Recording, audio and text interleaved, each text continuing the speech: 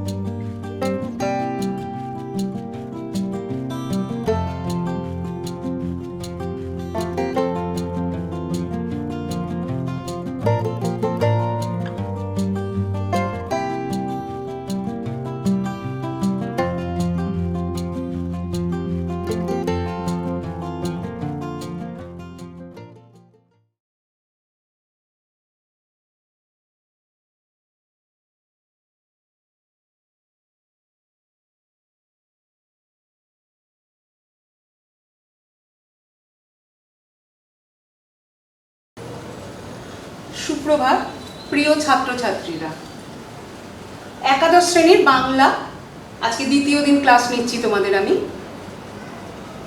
আজকে পড়াবো বাড়ির কাছে আরশি নগর, লালন ফকিরের লেখা। আচ্ছা, তোমরা জেনে একটু আশ্চর্য হবে, এটা যদিও তোমাদের কবিতা হিসাবে তোমাদের পাঠ্য বইয়ে দেওয়া আছে, আসলে এটা কিন্তু একটি বাউল গান। বাড়ির কাছে আরশি নগর এটি একটি বিখ্যাত বাউল গানও বটে।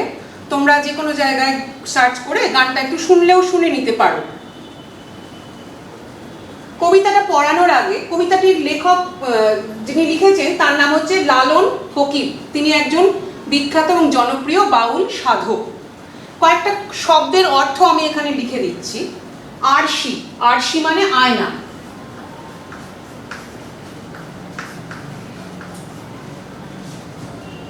পড়শি,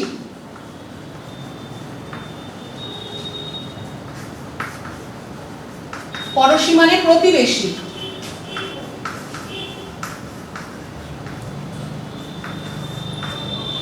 বসত করে, বসত করে মানে বাস করে।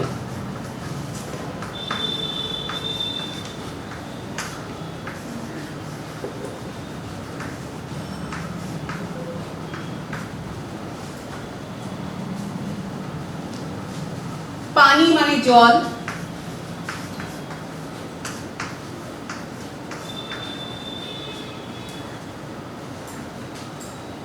স্কন্ধ, স্কন্ধ মানে কাঁধ।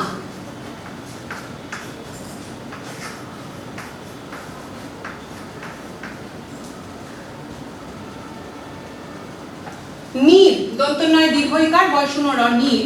নীর কথাটার মানে হচ্ছে জল।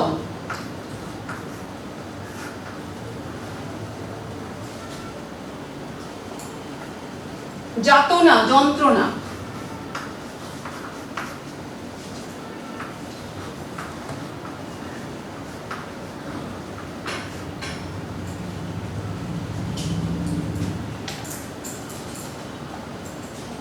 যোজন, যোজন হচ্ছে দূরত্বের একটি একক।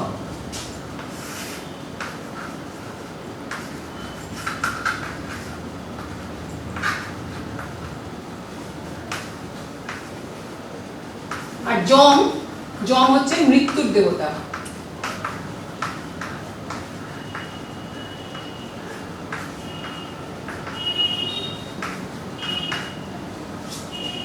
কবিতাটা পড়ার আগে কতগুলো শব্দের অর্থ আমি লিখেছি, আরেকবার বলে দিচ্ছি। আরশি মানে আয়না, পড়শি মানে প্রতিবেশী, বসত করে মানে বাস করে, পানি কয়াকার দন্তন্বয় হর্ষইকার, পানি মানে জল, স্কন্ধ মানে কাঁধ, নীর দন্তন্বয় দীর্ঘইকার বয়শূন্য র, নীর মানে জল, যাতনা মানে যন্ত্রণা, যোজন, যোজন হচ্ছে দূরত্বের একটি একক, আর যম হচ্ছে হিন্দু ধর্মশাস্ত্র মতে মৃত্যুর দেবতাকে বলা হয় যম।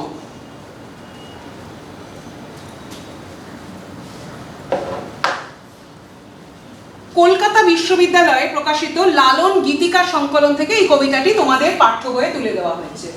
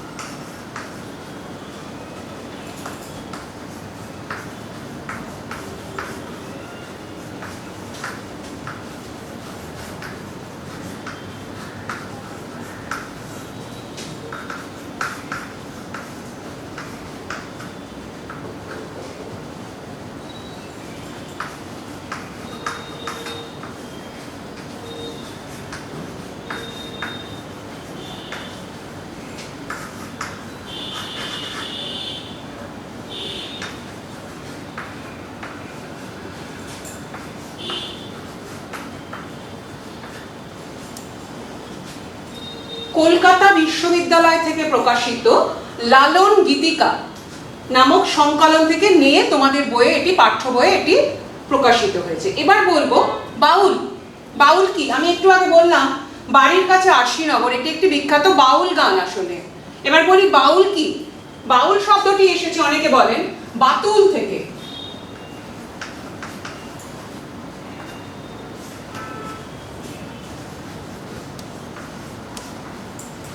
অনেকের মতে বাতুল শব্দ থেকে বাউল শব্দটির উৎপত্তি। বাতুল মানে উন্মাদ বা বায়ু রোগগ্রস্ত। আসলে যারা বাউল গান করেন বা যারা বাউল সম্প্রদায় তারা আসলে ঈশ্বর সাধনা করেন, কিন্তু তাদের ঈশ্বর বলতে কি কোনো নির্দিষ্ট কোনো ধর্ম মতে তারা বিশ্বাসী নন। যেমন হিন্দু ধর্ম বা মুসলমান ধর্ম বা খ্রিস্ট ধর্ম, এরকম কোনো নির্দিষ্ট ধর্ম মতে তারা বিশ্বাস করেন না। তাদের কাছে ঈশ্বর বা আল্লাহ বা গড যে নামেই আমরা বলি না কেন, ডাকি না কেন, এরা কিন্তু আসলে সেই কোনো নির্দিষ্ট ধর্মের বাঁধনে নিজেদেরকে কোনোদিন বেঁধে রাখেনি। তোমরা সবাই অনেকেই হয়তো দেখেছো ট্রেনে তারা বাউল গান করার জন্য অনেকেই ওঠেন, বাউল গান করেন, তারা তাদের গেরুয়া বস্ত্র পরিধানে থাকে এবং একতারা বাজিয়ে বাজিয়ে তারা গান করেন। গানগুলো যদি তোমরা মন দিয়ে শোনো দেখবে গভীর জীবন দর্শন সেই গানের মধ্যে দিয়ে প্রকাশিত হয়। হয়তো তারা অনেকেই হয়তো তথাকথিত বড় বড় ডিগ্রি তাদের নেই বা বিশাল বড় যাকে আমরা উচ্চশিক্ষিত বলি, ডিগ্রি থাকলেই বা কাগজটা থাকলেই আমরা যাদেরকে উচ্চশিক্ষিত বলি, সেরকম উচ্চশিক্ষিতের তকমা হয়তো তাদের গায়ে থাকে না। তারা হয়তো সেরকম অনেক বড় বড় ডিগ্রির কাগজ তাদের হেফাজতে রাখতে পারেননি, কিন্তু জীবনকে গভীরভাবে তারা উপলব্ধি করেছেন এবং তাদের গানের মধ্যে দিয়ে সেই জীবন দর্শনকে তারা তুলে ধরেন। সেই জন্য তাদেরকে সেই অর্থে আমরা শিক্ষিত অবশ্যই বলতে পারি। তো লালন ফকিরও সেই একজন বাউল সম্প্রদায়েরই ছিলেন। বাউল গান যদিও অনেক আগে থেকেই বাংলা ভাষার লোকসাহিত্যের একটি বিশিষ্ট অংশ এবং অনেক আগে থেকেই বাংলা সাহিত্যে এটি প্রচলিত ছিল, কিন্তু বাংলা লোকগানের অন্তর্ভুক্ত, কিন্তু পঞ্চদশ শতকে লালন ফকির এই বাউল গানকে আরো অনেক বেশি জনপ্রিয় করে তুলেছিলেন। তাহলে বাউল সম্প্রদায় সম্পর্কে একটু কিছু কথা তোমাদের আগে জানাই, তাহলে তোমাদের দেখবে পড়ার ক্ষেত্রে আরো বেশি উৎসাহ পাবে তোমরা। তারা নিজেদের জীবনকে মনের মানুষ, তারা বলেন ঈশ্বর হচ্ছে আসলে মনের মানুষ। তো সেই মনের মানুষকে খুঁজে পাওয়ার জন্যই তারা তাদের সারা জীবনকে উৎসর্গ করেন, তাকে খুঁজে বেড়ানোই তাদের হচ্ছে কাজ। বাউল সম্প্রদায়ের গান বাংলা লোকসাহিত্যের একটি বিশেষ অংশ, আমি একটু আগেই বললাম। তাদের জীবন দর্শন, তাদের মতামত, তাদের জীবন বোধ তারা এই গানের মধ্যে দিয়ে তারা প্রচার করেন।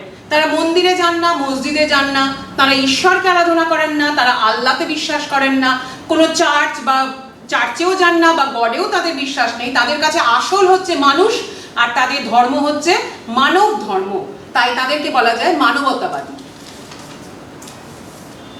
তাই জন্যই বাউল গান হচ্ছে আসলে জীবন দর্শন সম্পর্কিত। তারা একতারা বাজিয়ে গান করেন, আগেও বলেছি, আবার আরেকবার বলছি। সবচেয়ে বেশি গুরুত্ব দেন, তাদের কাছে দেহতত্ত্বের একটা বিশেষ গুরুত্ব আছে। বাউল গানের মধ্যে দেহতত্ত্ব গুরুত্ব পায়। এবার দেহতত্ত্ব বলতে কি বুঝবো আমরা? তারা বিশ্বাস করেন যে দেহের মধ্যেই থাকে আত্মা, এবং সেই আত্মাকে জানলেই পরমাত্মা বা ঈশ্বর বা আল্লাহ, যা যে নামেই আমরা তাকে ডাকি না কেন, তাকে জানা যায়। তাই দেহকে তারা পরম পবিত্র বলে মনে করেন। দেহকে জানতে হবে, তবেই আত্মাকে, তার মধ্যে যিনি আত্মা তাকে জানতে হবে, তবেই আমরা পরমার্থের বা পরমাত্মার সন্ধান পাবো। সেই জন্যই বাউল গানে শরীরের বা দেহের একটা বিশেষ গুরুত্ব আছে। বাউল গানের কতগুলো বৈশিষ্ট্য একটু বলে দিই। বাউল সাধনা আসলে গুরু শিষ্য পরম্পরায় চলে। গুরু শিষ্য পরম্পরা কি? গুরুর কাছ থেকে তার শিষ্য শিখলেন, তিনি আবার তার শিষ্যকে শেখালেন, এইভাবে বাউল গানগুলো পরম্পরা হিসাবে চলে। তো এবারে বলি, এই যে লালন ফকির অনেক বাউল গান লিখে গিয়েছেন, সেগুলো আমরা কোথায় পাবো? তিনি কি কোথাও লিখে গিয়েছেন? না, তিনি কোথাও কোনো আক্ষরিক অর্থে, অক্ষর মানে বাংলা অক্ষরে তিনি কোথাও কিন্তু লিখে যাননি। এগুলো আসলে মুখে মুখে প্রচলিত, সেই জন্য কোথাও হয়তো সেভাবে সেই গানগুলো লিখিত আকারের পাইনি আমরা। কিন্তু এগুলো ওই যে বললাম, গুরু শিষ্য পরম্পরায় চলে। গুরুর মুখ থেকে শিষ্য, সেই শিষ্যের মুখ থেকে আবার তার শিষ্য, এইভাবে পরম্পরা হিসাবে এই বাউল গানগুলো চলতে থাকে। এবং এই চলার জন্যই সেইভাবেই আমরা এই বাউল গানগুলিকে আমরা পেয়ে থাকি। লোক সাহিত্যে এইভাবেই আমরা গানগুলি প্রচলিত হয়। গানের মাধ্যমে তারা ঈশ্বর আরাধনা করেন। এখানে ঈশ্বর বলতে আমি কিন্তু কোনো নির্দিষ্ট ধর্মের মধ্যে আবদ্ধ করার কথা বলছি না। যে ধর্মেরই, তারা হিন্দু মুসলমান বললাম একটু আগে, কোনো নির্দিষ্ট ধর্মে তারা নিজেদেরকে আবদ্ধ করেন না, কিন্তু গানের মাধ্যমেই তারা ঈশ্বরের আরাধনা করেন। তারা বিশ্বাস করেন যে দেহের মধ্যে ঈশ্বর অবস্থান করেন, সেই জন্যই দেহতত্ত্বের একটা বিশেষ গুরুত্ব এখানে আছে। মানব দেহ তাদের কাছে সবচেয়ে পবিত্র একটি অংশ। মানব দেহ এবং মানবতাবাদী ধর্মকে তারা বিশ্বাস করেন। এবারে আসি লালন ফকির সম্পর্কে। লালন ফকির একজন বাঙালি ছিলেন। তিনি একজন মানে বহুমুখী প্রতিভার অধিকারী। তিনি একজন বাঙালি। তিনি নিজেকে ফকির, সাঁই এইসব ভাবে নিজেকে প্রকাশ করেছেন। লালন ফকির, লালন সাঁই, এইসব বিভিন্ন নাম তার পাওয়া যায়। তিনি একাধারে ছিলেন বাউল সাধক, মানবতাবাদী, আবার সমাজ সংস্কারক ও দার্শনিক। তার যে গানগুলো, সেগুলোর মধ্যে তার গভীর জীবনবোধ যেমন পাই, তার জীবন দর্শন যেমন পাই, সেরকম আমরা তাকে বলতে পারি সমাজ সংস্কারক। কিভাবে বলতে পারি? তিনি যে এই যে তিনি বাউল গানের মধ্যে দিয়ে, তিনিই শুধু নন, বাউল গানের মূল অর্থই তো তাই যে তারা সমাজকে সংস্কার করতে চেয়েছেন। কিভাবে সংস্কার করতে চেয়েছেন? তারা কোনো নির্দিষ্ট ধর্ম, বর্ণ, জাতি, ভেদ এইগুলো কিছুই তারা মেনে নেননি, এবং তাদের গানের মধ্যে দিয়ে তারা সেই কথাগুলোকেই প্রকাশ করতে চেয়েছেন। এবং সমাজে যে সমস্ত মানুষ এইসব নিয়ে বেশি মানে ধর্ম, জাতি বা বর্ণ এগুলোর মধ্যে নিজেদেরকে আবদ্ধ রাখতে চায়, সেই সব থেকে তারা মানুষকে মুক্ত করতে চেয়েছেন। সমাজকে এইভাবেই তারা সংস্কার করতে চেয়েছেন। এই দিক দিয়ে লালন ফকির একজন সমাজ সংস্কারকও বটে। অসংখ্য গানের তিনি সুরকার, গীতিকার এবং তিনি গায়কও ছিলেন। তার গানের মধ্যে দিয়ে 19 শতকে বাউল গান বাংলা সাহিত্যে ভীষণ জনপ্রিয়তা অর্জন করেছিল। তিনি একজন মানবতাবাদী সাধক, ধর্ম, বর্ণ, জাতির ঊর্ধ্বে উঠে তিনি সাধনা করেছিলেন। তার অসাম্প্রদায়িক মনোভাব থেকেই তার গান রচনা হয়েছিল। অনেক বড় বড় দার্শনিক, কবি, সাহিত্যিক অনেকেই তার গানের দ্বারা প্রভাবিত হয়েছিলেন, যেমন রবীন্দ্রনাথ, যেমন নজরুল, এদের কথাও আমরা এক্ষেত্রে উল্লেখ করতে পারি।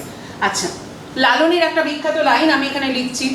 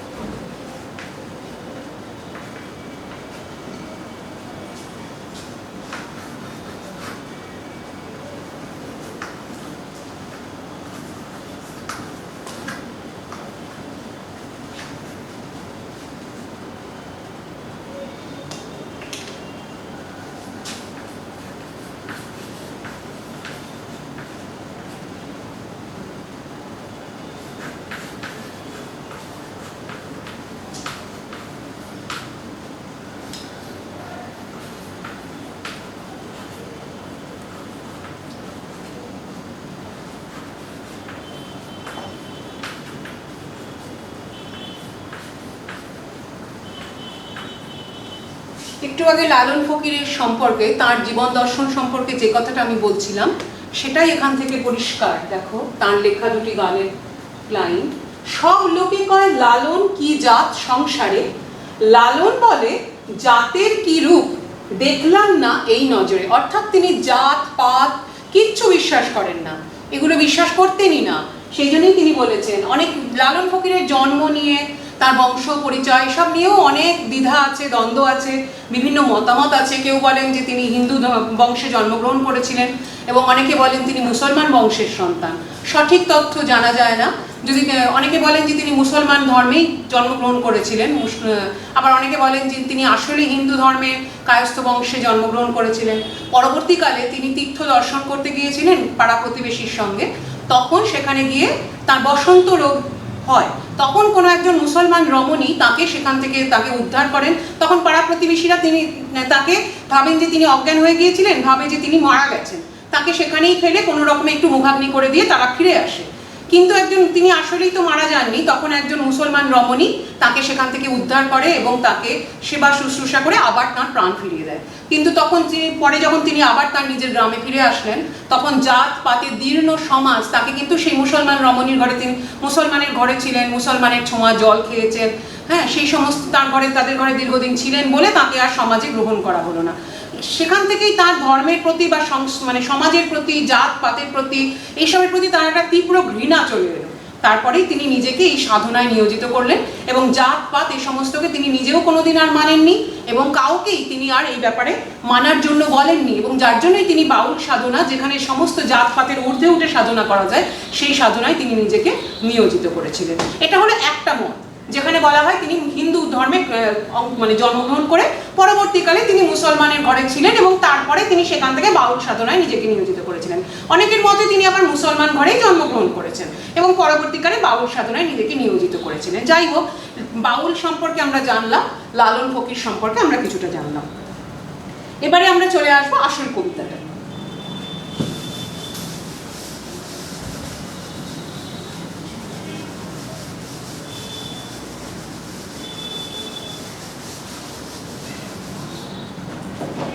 যদিও আমি কবিতা বলছি, যেহেতু তোমাদের বইয়ে কবিতা হিসাবেই আছে, একটি বাউল গান আসল কথা আগেই বলে দিয়েছি। আচ্ছা, কিছু শব্দের অর্থ আমি আগে লিখে দিয়েছিলাম এখানে।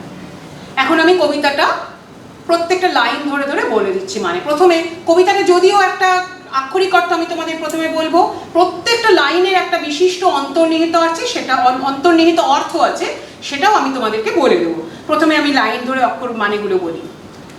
আমি একদিনও না দেখিলাম তারে, আমার বাড়ির কাছে আরশিনগর, ও এক পরশী বসত করে। গ্রাম বেরিয়ে অগাধ পানি, ও তার নাই কিনারা, নাই তরণী পারে। আমি বাঞ্ছা করি দেখবো তারে, আমি কেমনে সে গাঁই যাই রে। বলবো কি সেই পরশীর কথা, ও তার হস্ত পদ স্কন্ধ মাথা নাই রে। ও সে ক্ষণেক থাকে শূন্যের উপর, আবার ক্ষণেক ভাসে নীরে। পরশী যদি আমায় ছুতো, আমার জম যাতনা যেত দূরে। আবার সে আর লালন একখানে রয়, তবু লক্ষ যোজন ফাঁক রে। খুব ভালো করে মনোযোগ দিয়ে পড়বে। বারবার আমি আগের দিনও বলেছি, আবারও বলছি, আগে নিজের বই পড়বে, পাঠ্য বই পড়বে। তোমরা অনেক সময় অনেক ছাত্রছাত্রীদের প্রবণতা আমি দেখেছি যে তোমরা পাঠ্য বইটা মোটেও পড়ো না, শুধুমাত্র মানে বই তোমাদের থাকে, সেই মানে বই থেকে শব্দের প্রশ্নের উত্তর পড়ে তোমরা চলে যাও পরীক্ষা দিতে। কিন্তু যখন যে কোনো জিনিস তোমরা ভালোভাবে যদি এই বইটা পড়ো না, যে কোনো বিষয়, বিশেষ করে এটা সাহিত্য, তো যখন তোমরা বই পড়বে দেখবে যে অনেক শব্দের অর্থ তোমরা জানতে পারছো। যদি ভালো করে পড়ো, ভেতরে ঢুকে পড়ো, তাহলে অন্তর্নিহিত অর্থটা বোঝার মধ্যে দিয়ে তোমরা নিজেরাও জীবনকে বা জীবনের বিভিন্ন দর্শনকে, যেটা তারা বলতে চেয়েছেন আসলে, সেটা তোমরা নিজেরাও মনে মনে কিন্তু উপলব্ধি করতে পারবে, বুঝতে পারবে, জিনিসটা আরো ভালো করে বুঝতে পারবে।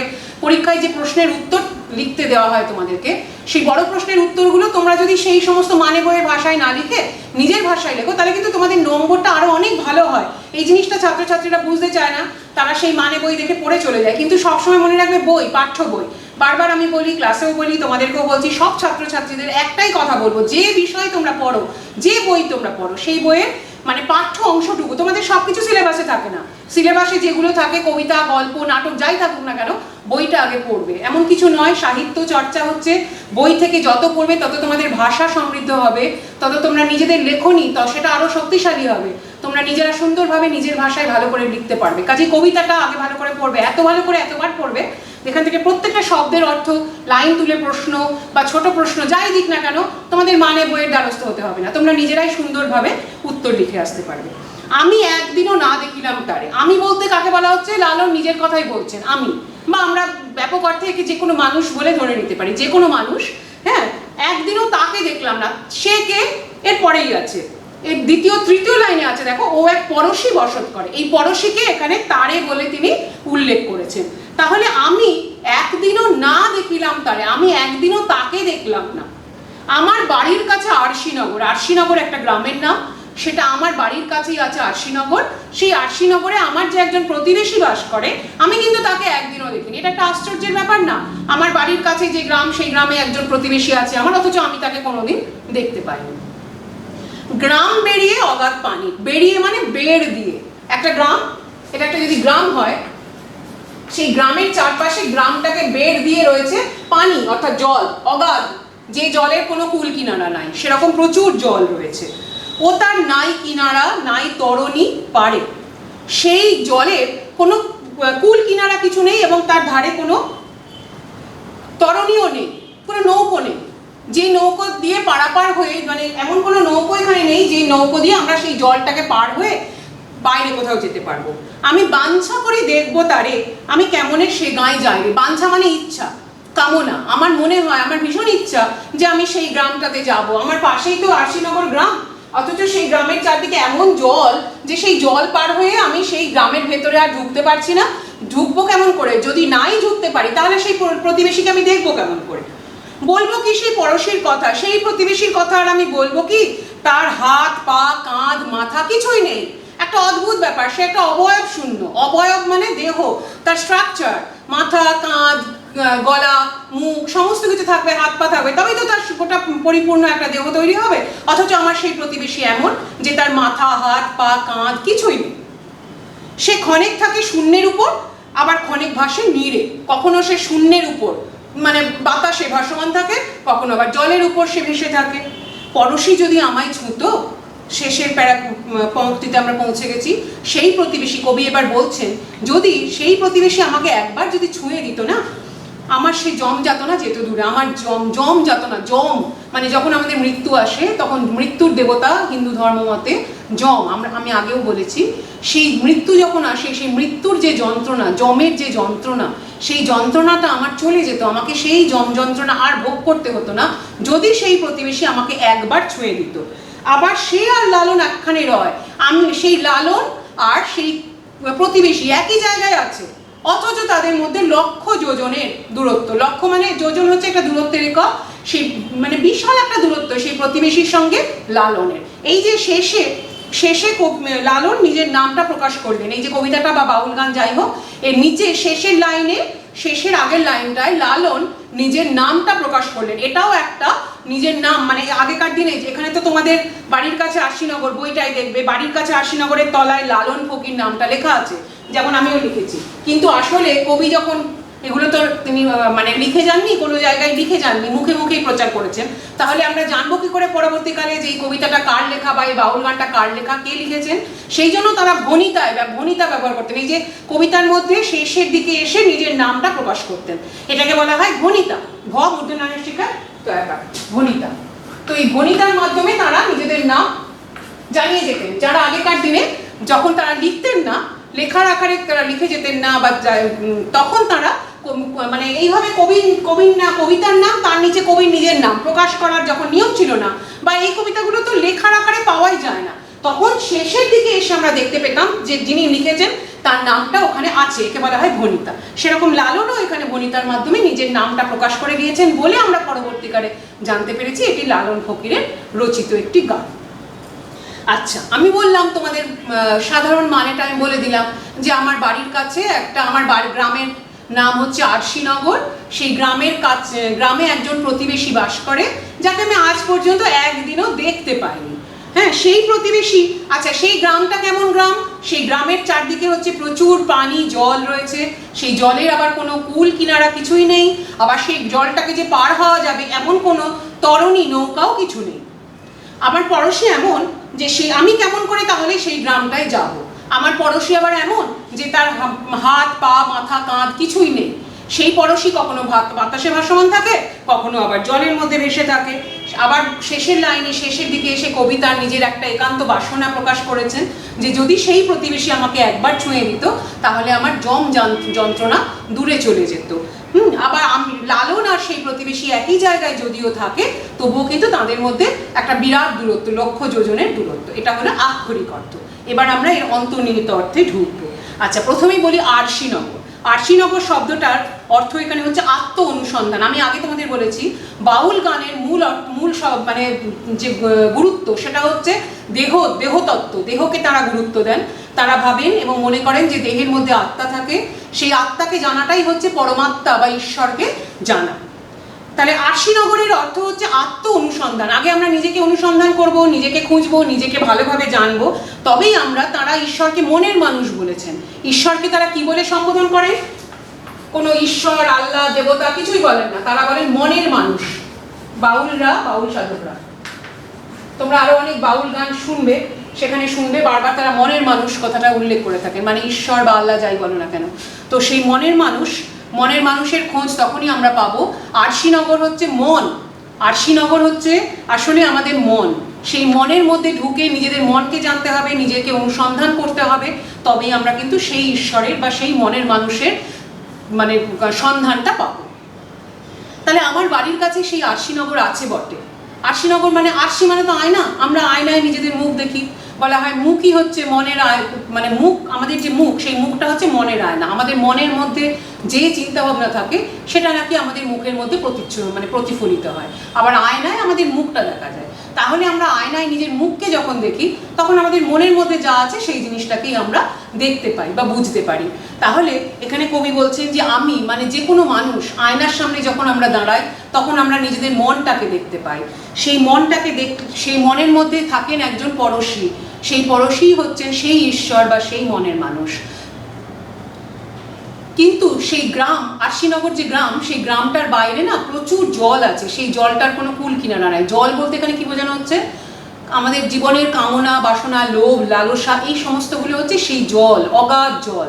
আমাদের প্রত্যেকটা মানুষের জীবনে না ছোট থেকেই যখন আমরা আস্তে আস্তে বড় হই, ছোট্ট বাচ্চা, একটা ছোট্ট শিশু, তার যখনই একটু সামান্য মানে একটু জ্ঞান হয় তখন থেকেই দেখবে মানে সেই ছোট শিশুর মধ্যেও এই খেলনা চাই, এটা চাই, সেটা চাই, এই করতে করতে আস্তে আস্তে যখন আমরা বড় হতে থাকি তখন আমাদের সেই খেলনা থেকে চাহিদাটা আরো অনেক বড় হতে থাকে, বিস্তৃত হতে থাকে।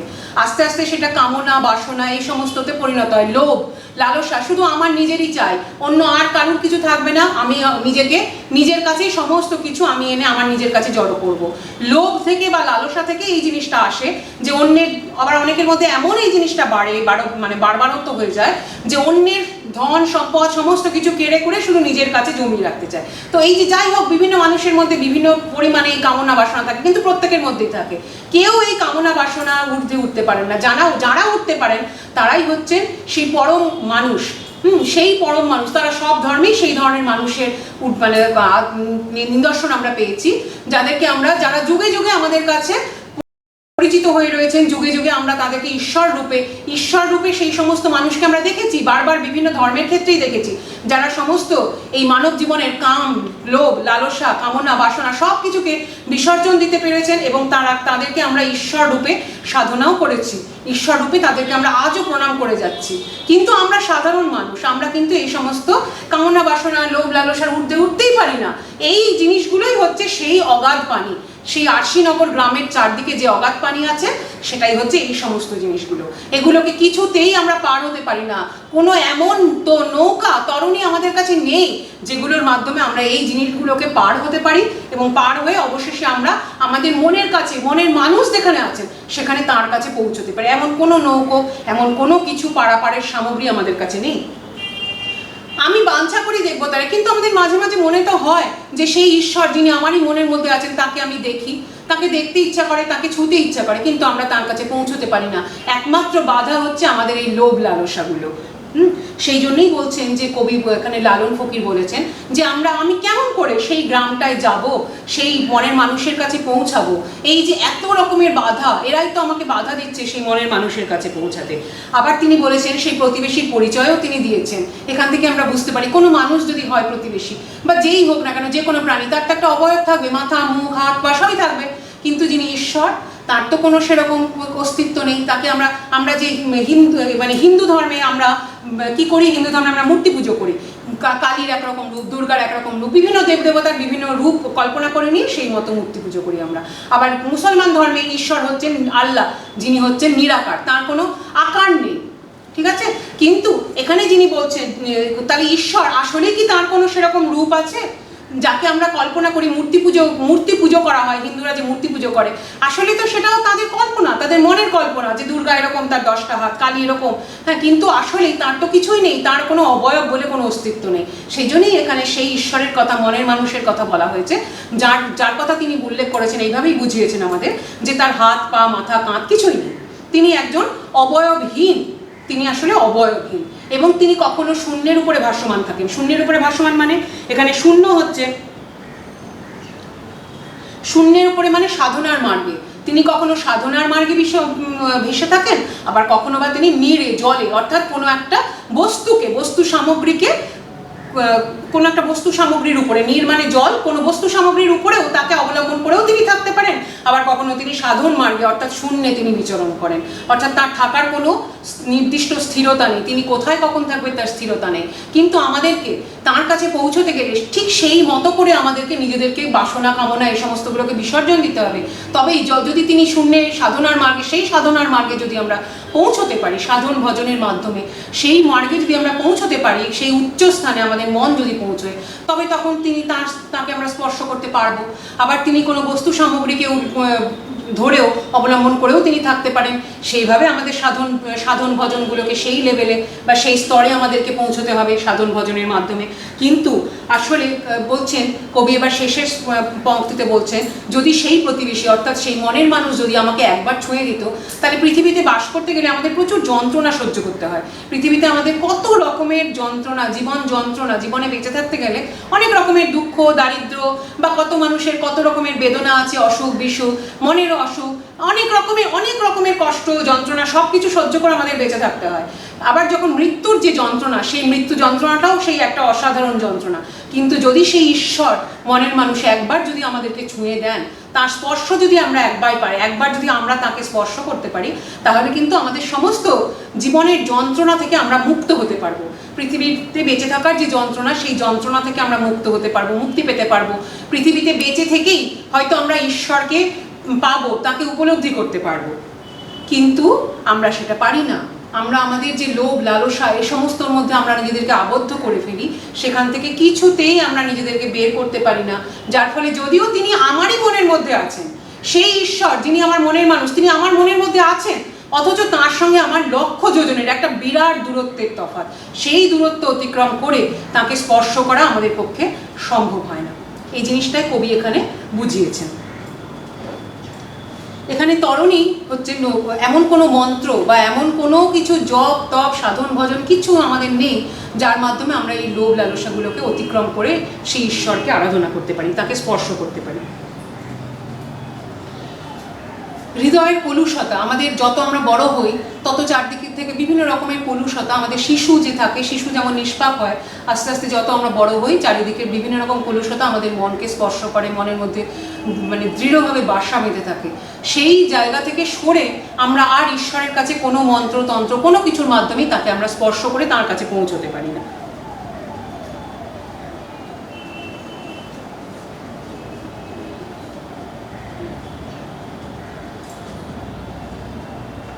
তবু লক্ষ যোজন ফাঁকরে, বলছেন যে সে আর লালন একখানে রয়, তবু লক্ষ যোজন ফাঁকরে। মনের মধ্যে ঈশ্বরের বাস, এই শব্দটার অর্থ কি? মনের মধ্যেই যদিও ঈশ্বরের বাস, কিন্তু একসঙ্গে বাস করা সত্ত্বেও মানুষ কিন্তু নিজের স্বভাবদোষ এই মনের মানুষের সঙ্গে, মনের মানুষ বা এই পরশীর সঙ্গে কোনো দূরত্ব ঘোচাতে পারে না।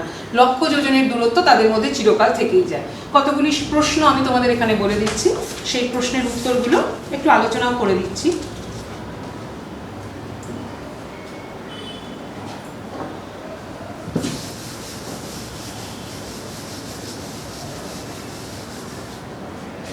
এক নম্বরের প্রশ্ন,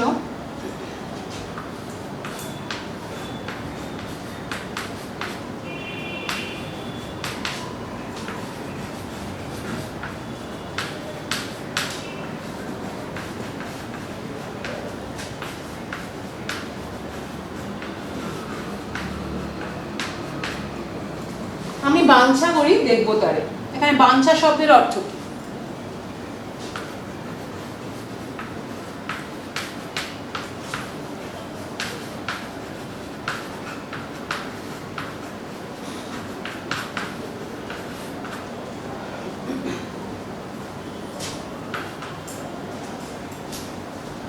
তোমাদেরকে কতগুলো অপশন দেওয়া থাকে, ক খ গ ঘ করে 4টে অপশন, সেখান থেকে একটা খুঁজে নিতে হয়। আমি বাঞ্ছা করি দেখবো তারে, বাঞ্ছা শব্দের অর্থ কি? আমি একটু আগেই বলেছি কামনা, বাসনা বা ইচ্ছা।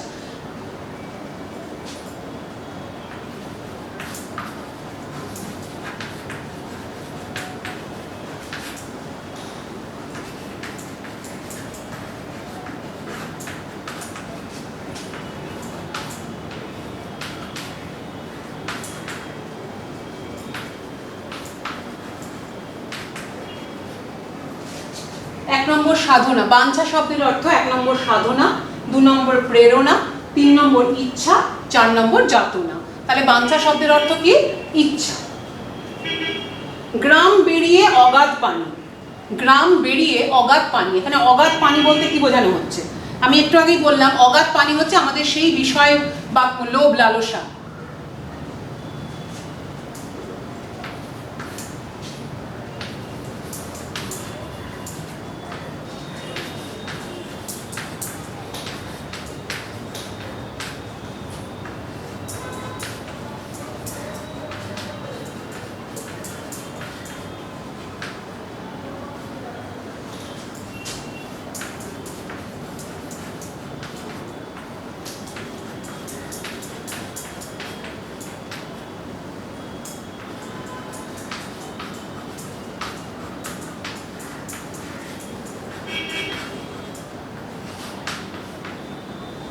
গ্রাম বেরিয়ে অগাধ পানি, অগাধ পানি শব্দের অর্থ 1 নম্বর সীমাহীন বিষয় বাসনা,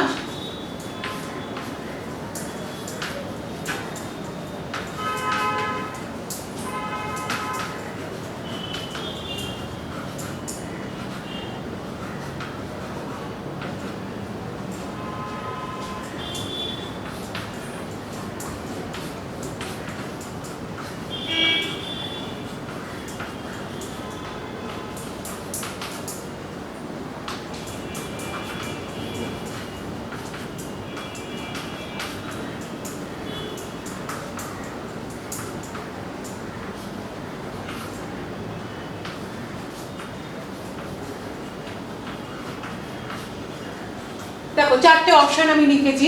গ্রাম বেরিয়ে অগাধ পানি, অগাধ পানি শব্দের অর্থ কি? 1 নম্বর সীমাহীন বিষয় বাসনা, 2 নম্বর অতল সমুদ্র, 3 নম্বর অগাধ জলরাশি, আর 4 নম্বর বন্যার জল। কোনটা হবে বলো তো? প্রথমটা, সীমাহীন বিষয় বাসনা। ঠিক আছে?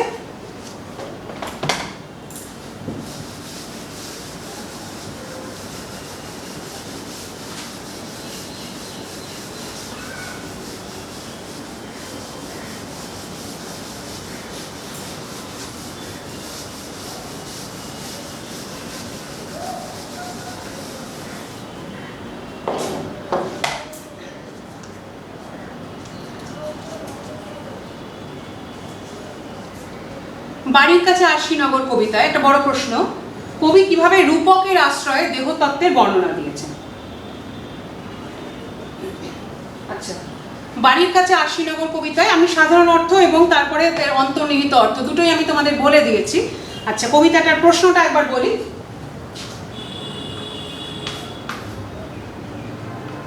বাড়ির কাছে আশিনগর এই কবিতায়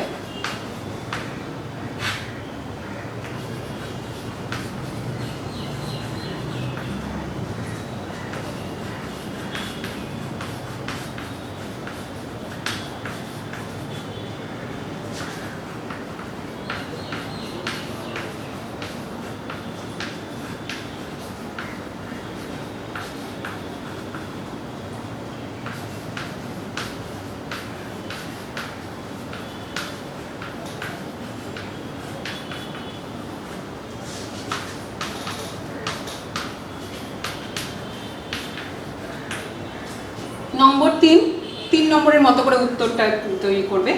আচ্ছা, রূপকের মাধ্যমে এখানে দেহতত্ত্ব, দেহতত্ত্ব মানে কিন্তু এখানে ঈশ্বর তত্ত্ব। এই দেহতত্ত্ব, এখানে দেহতত্ত্ব বলতে উত্তরটা হচ্ছে ঈশ্বর তত্ত্বের বর্ণনা দিয়েছেন।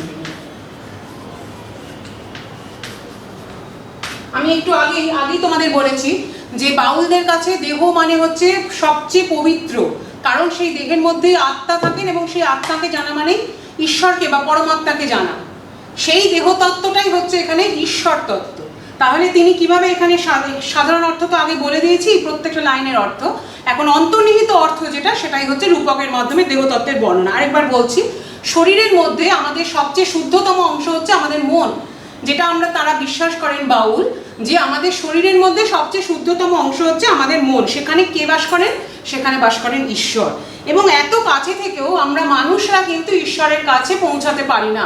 আমারই শরীরের মধ্যে ঈশ্বরের বসবাস, অথচ তাকে পাওয়ার জন্য আমাকে জপ তপ সাধন ভজন মন্ত্র সাধন, ঈশ্বরকে গিয়ে আমরা যখন পুজো আর্চা হয় তখন মন্দিরে যাই বা চার্চে যাই বা মসজিদে যাই, গিয়ে সেখানে আমরা তাকে আরাধনা করি যে এই দাও ওই দাও সেটা দাও। আবার তার কাছে আমরা সেই যখন আরাধনা করি, তাকে অর্চনা করি, তখন আমরা সেই দাও দাও দাও, অর্থাৎ সেখানেও আমাদের সেই লোভ লালসা কামনা বাসনা, মানে আরো চাই আমাকে এই দাও। তোমরা জানো হয়তো বা শুনেছো যে স্বামী বিবেকানন্দের একটা ঘটনা এই প্রসঙ্গে আমার মনে পড়লো, একটু বলে দিই তোমাদের। স্বামী বিবেকানন্দ একসময় প্রচন্ড দুর্বিপাকে ছিলেন। দুর্বিপাক মানে কিরকম, তার বাবা যখন মারা গিয়েছেন তখন তাদের ভীষণ দারিদ্র্যের মধ্যে পড়েছিলেন। তখন তিনি তার পরমহংস রামকৃষ্ণের কাছে গিয়েছিলেন। তিনি কালীর সাধক। রামকৃষ্ণ তাকে দেখেই বুঝে গেলেন যে ভীষণ দারিদ্র্যের মধ্যে আছে, খুব দুঃখ ভীষণ অবস্থা খারাপ, তাদের চারিদিকে প্রচুর ধার করেছিলেন তার বাবা। অথচ তিনি যখন কালীর কাছে গিয়ে রামকৃষ্ণ বললেন, যা মায়ের কাছে যা, গিয়ে তোর যা চাইবার যত ইচ্ছা টাকা পয়সা যা চাইবার তুই চেয়ে নে। বিবেকানন্দ গেলেন কালীর কাছে, অথচ গিয়ে কিন্তু তিনি অনেক কিছু ভেবে গেলেন, এই চাইবো সেই চাইবো। অথচ যখন মায়ের কাছে গেলেন তিনি কিন্তু কিচ্ছু চাইতে পারলেন না, সেই সমস্ত টাকা পয়সা কিচ্ছু তিনি কিন্তু চাইতে পারেননি। অথচ তিনি কি চেয়েছিলেন, তিনি সেই টাকা পয়সা চাইবার বদলে তিনি মায়ের কাছে অন্য কিছু চেয়েছিলেন। মায়ের কাছে তিনি চেয়েছিলেন যে তার এই টাকা পয়সা দরকার নেই, তার যেন সেই বিবেক থাকে, বোধ থাকে, বুদ্ধি থাকে।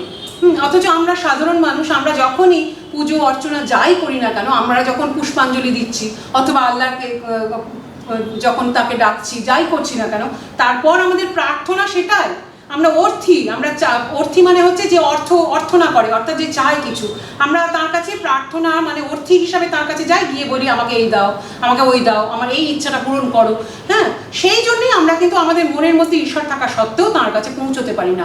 আমাদের এই প্রচণ্ড লোভ লালসা একে পার হয়ে তার কাছে পৌঁছানো আমাদের পক্ষে সম্ভব হয়ে ওঠে না। তার দর্শন আমরা পাই না, কারণ তিনি তো আসলেই নিরাকার, তিনি আমার মনের মধ্যে বসবাস করছেন। তাকে উপলব্ধি করতে গেলে আসলে আগেই আমাদের কি করতে হবে, মনটাকে মোহমুক্ত করতে হবে। এই সমস্ত চাওয়া পাওয়া থেকে আমাদের নিজেদেরকে যদি আমরা বের করে নিতে পারি, তাহলেই কিন্তু আমরা ঈশ্বরকে পাবো। শুধু আমি যদি আজকে ঘর থেকে বেরিয়ে যাই, আমি সন্ন্যাসী হয়ে বেরিয়ে যাব, গিয়ে আমি সন্ন্যাসী হলাম, ঘর বাড়ি সব থেকে বেরিয়ে গেলাম, তাহলেই আমি হয়তো ঈশ্বরকে পাবো, সেটা সবসময় সম্ভব নাও হতে পারে।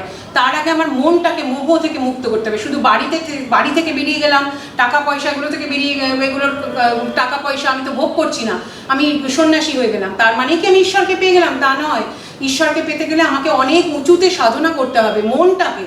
আসল সেই সাধনার মূল হচ্ছে মন। সেই মনটাকে আগে আমাদেরকে মোহ মুক্ত করে নিতে হবে।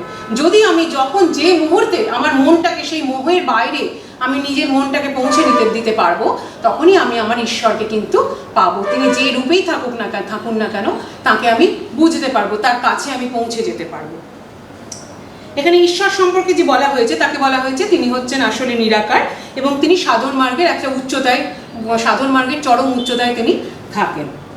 আবার কখনো বা অন্য বস্তুকে আশ্রয় করে, যেমন বলা হয়েছে কখনো থাকেন তিনি শূন্যে, কখনো বা নিরে ভাসমান থাকেন। তাহলে কখনো কোনো বস্তুকে আশ্রয় করেও থাকতে পারেন, কখনো সাধনার শূন্য মার্গেও তিনি বিচরণ করতে পারেন। ক্ষণিক থাকে শূন্যের উপর, ক্ষণিক ভাসে নিরে, এভাবেই বলা হয়েছে এখানে। এভাবে রূপকের মাধ্যমে, যেটা তোমাদের বললাম, রূপকের মাধ্যমে দেহতত্ত্ব এখানে বলেছেন কবি। তাহলে আমাদের এখানে এই কবিতাটার বা বাউল গানের মূল অর্থ হচ্ছে আমাদের মনকে যতক্ষণ না আমরা মোহমুক্ত করতে পারবো, ততক্ষণ কিন্তু আমাদের মনের শরীরের মধ্যে ঈশ্বর থাকা সত্ত্বেও তাকে ছুঁতে পারবো না, তার কাছে পৌঁছতে পারবো না। আগে নিজেদের মনটাকে সে মুক্ত করে নিতে হবে।